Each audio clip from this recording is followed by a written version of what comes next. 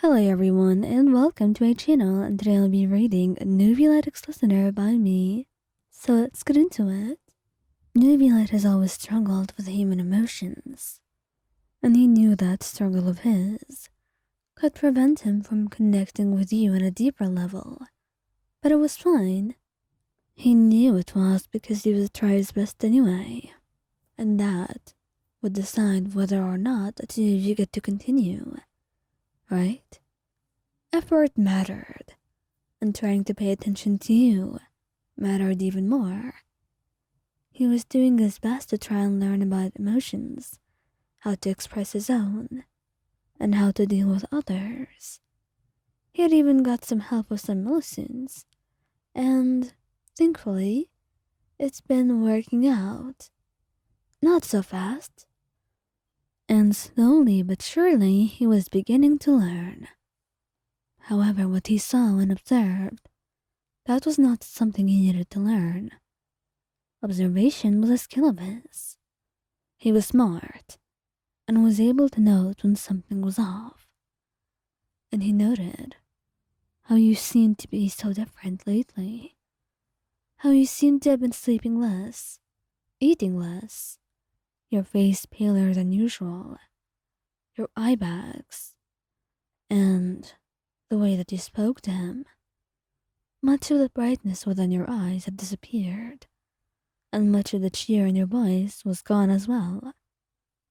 And most importantly, you have not smiled in days, weeks, and he was getting more worried with each passing hour, with each moment that he saw you, with each time that he saw your beautiful face and was not able to cheer you up. Many times as he tried to reach out for you, but you pushed him away one time after the other, making his attempts rather useless. No matter what he has tried to do, no matter what he has wanted, or what he thought of the distance that you've been putting between you and him, you decided that whatever he said was more accurate. Neuvillette, I promise you, there is no reason to worry about me so much. Well, I am still worried. That is a reason for me, Wayan. Please, if you do not wish to see me worrying anymore, then tell me the truth. I implore you to be honest with me. Please. Well, we are not in a trial right now, so as much as I value you, Neuvillette, and as much as I love you, you can't force me to say anything. Goodbye. You told him, and in that moment, his heart ached, and it rained. There were even thunderstorms. The hurt, pain, and anger were felt all across Fontaine.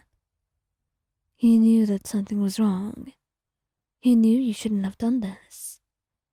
But you were also going through a lot, and there was a lot that scared you.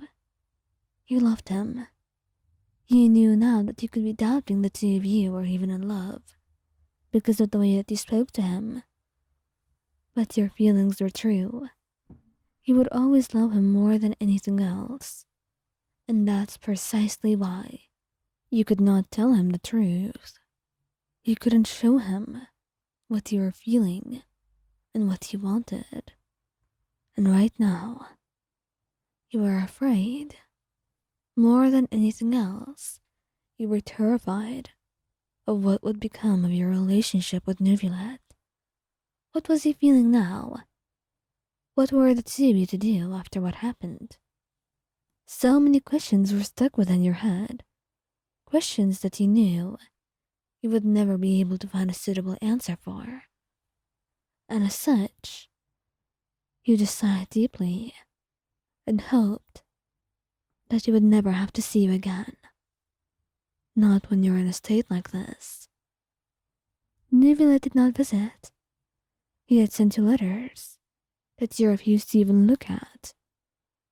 And 2 weeks passed by until his heart could bear no longer what he was going through and what you could be going through as well. That's why he rushed over to you as fast as possible. And that's why he tried his absolute best to do something, to try one last time. And that's when you got into your home, knocking on your door. But it was locked. And then he teleported into your room. That's when they saw you, your eyes hazy, a tool within your hand, as you brought it over your wrist. Once more, there were already many injuries all over your arm, so much blood, and it terrified him. That's why he immediately ran to your side, holding your hands and taking the tool away from you.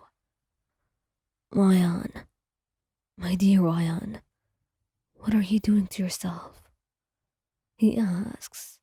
He knows no answer will be sufficient, and that's why he holds you close. And the clouds weep as he holds you even closer, trembling as he holds up, his hands going through your hair, looking over at you. And he begins to heal you, gently and slowly, and you're crying within his arms. You thought you would be disgusted. You thought that you deserved this, what you were doing to yourself, that you would never be worthy of his help no matter how much he loved you. You were broken. He didn't have to fix you. He was perfect. He was everything anyone could ever want. He didn't have to be with someone like you. And you could tell, right now, everything made sense. Every mystery about you, everything that he never was able to figure out, it made sense. And you kept your face in his hands, looking into your sad eyes. I'm here for you, Ayan. Please, just know that. And nothing in the world, nothing you could ever do, could make me upset with you. Always know that. You don't have to tell me anything right now. But please, promise me that you will let me help, and that you will never do this to yourself again. My dear Ryan, he said, and as you cried into his arms, you nodded, whispering your promise quietly to him, because now you knew just how important you were to him, and how far he was willing to go for you.